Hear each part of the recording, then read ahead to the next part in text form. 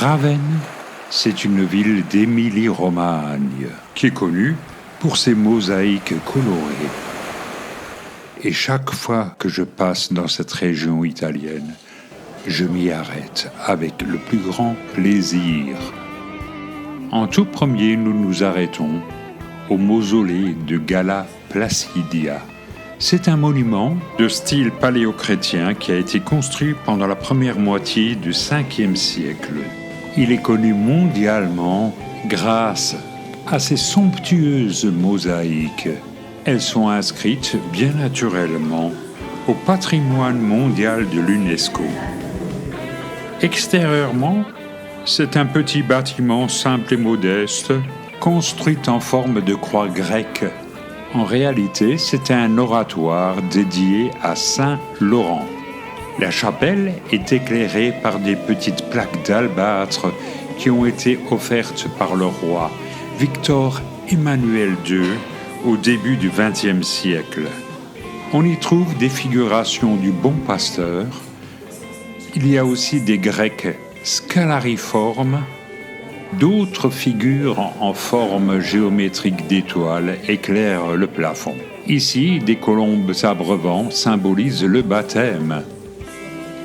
Les cerfs s'abreuvent au fond de cette lunette. Au plafond, nous voyons un chrisme, l'alpha et l'oméga.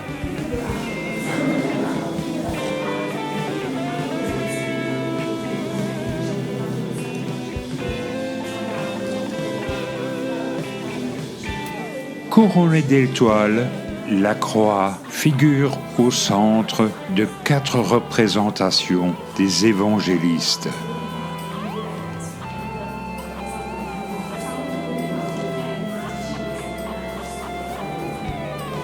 Enfin, nous voyons ici le martyre de Saint Laurent.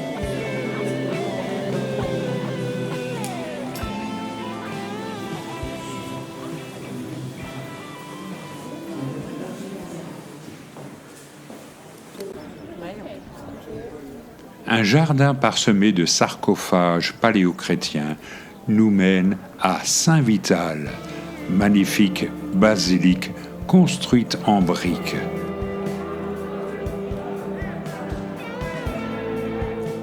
La basilique de Saint-Vital, de style byzantin, a été achevée en 547.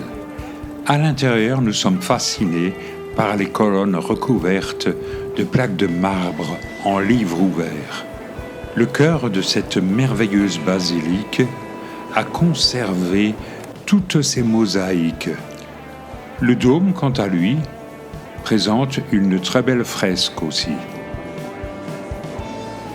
Le plus intéressant sont malgré tout les mosaïques.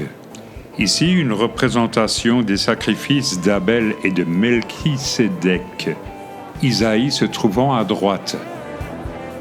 Dans l'abside, un Christ en gloire, imberbe, est entouré d'anges, de Saint Vital et de Saint Ecclésius. Abraham reçoit 3 anges.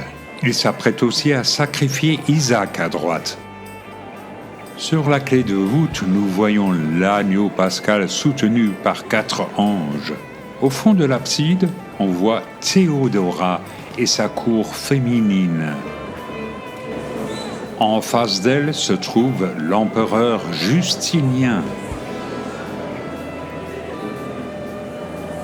Nous nous rappelons qu'il avait été séduit par une danseuse de cirque qu'il a épousée et qui est devenue l'impératrice Théodora. Comme on le voit, elle était d'une grande beauté.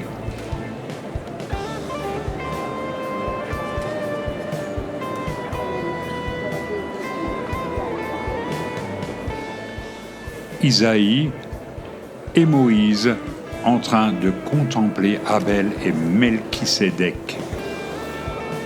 L'arc triomphal, quant à lui, représente les 12 apôtres.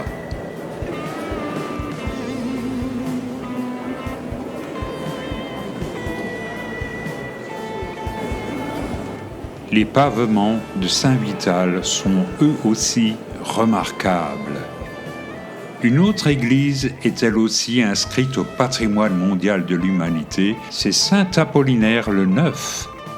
Du haut de ses 38 mètres, le campanile nous contemple. Saint-Apollinaire le Neuf est aussi orné de belles mosaïques, hormis l'abside qui a été détruite par un tremblement de terre. Les mosaïques s'étendent sur 3 registres.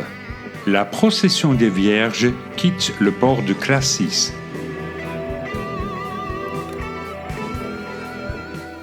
Le palais figuré, c'est celui de Théodoric. Sur le même bandeau, il y a la procession des martyrs. Il y a des lettres sur leurs vêtements, dont le sens n'a toujours pas été élucidé. On remarquera le relief en méplat des mosaïques byzantines. Elles sont réalisées en 2 dimensions. Le Christ triomphant siège entouré de 4 anges. Non loin de là, les 4 rois mages apportent leurs présents. Entouré de 4 anges, il y a aussi une Vierge à l'enfant. Suivant les rois mages, il y a la procession des Vierges. Dommage que l'abside ait perdu ses mosaïques. Et de terminer notre visite par celle du cloître, avec vue sur le campanile. Nous n'oublions pas que Ravenne possède aussi un marché couvert.